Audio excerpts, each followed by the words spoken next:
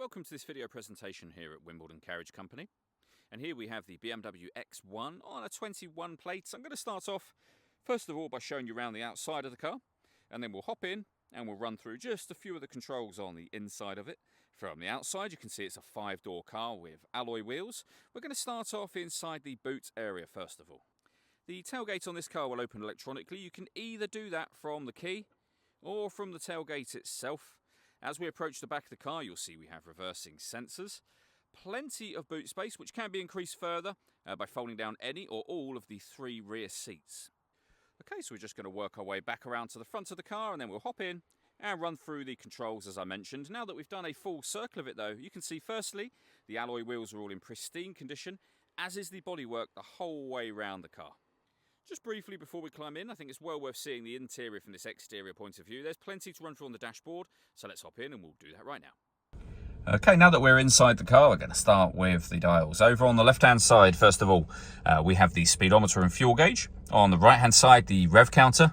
In the centre at the bottom, you can see the total miles for this car. They are 19,203.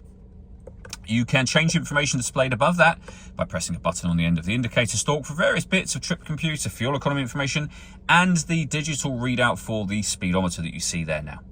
If we back out to the steering wheel next, we have cruise control, speed limiter on the left-hand side here, stereo and phone controls on the right-hand side. The plus and minus paddles are so that you can change up and down a gear manually with this automatic gearbox, should you wish to do so. And then into the center, the main screen for the car. So as you can see, it is touchscreen. You don't have to use the touchscreen though. You can operate everything with the iDrive system, which is essentially this dial. The buttons that surround it, you can of course use to go into the menus indicated on each button. So for example, if I press map, we are then on the satellite navigation. Really nice clear color display, as you can see. Back out to the home screen, you can pair your phone under the communication heading.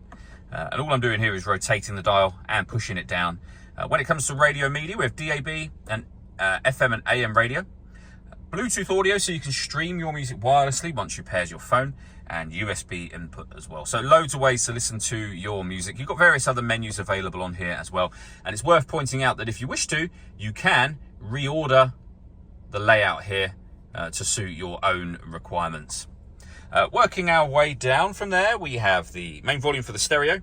We then have dual zone climate control. So you can adjust the passenger and driver temperature. You can increase and decrease the fan speed.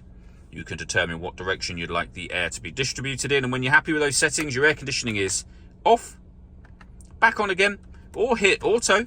The car will then maintain the temperatures that you've asked for by taking full control of the fan speed and the direction of the air for you.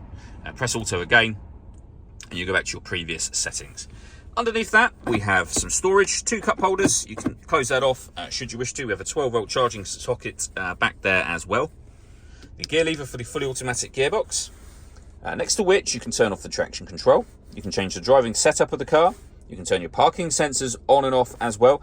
If you're going to take the car off-road for any reason, you can turn off the downhill or turn on the downhill brake control to assist with that. We have an electronic handbrake, and then the controls I went through just a moment ago. The last thing I think is well worth mentioning in the car, and you can see it just here, are the service records. On a BMW, they are stored in the vehicle. Certainly on a modern BMW, you can see its original pre-delivery inspection, 2021, service in 23, and again in 24. And you can also see not very many miles done between those 2 services either. So it's a good record for both the miles and the service history, and you can check all your engine oils and brake levels, etc. on here as well. On top of the service history I've just shown you on that main screen, we have the V5 registration document, of course. In that envelope is the spare key for the car, so there are 2 keys in total. All that leaves me to say is thank you for taking the time to watch this video.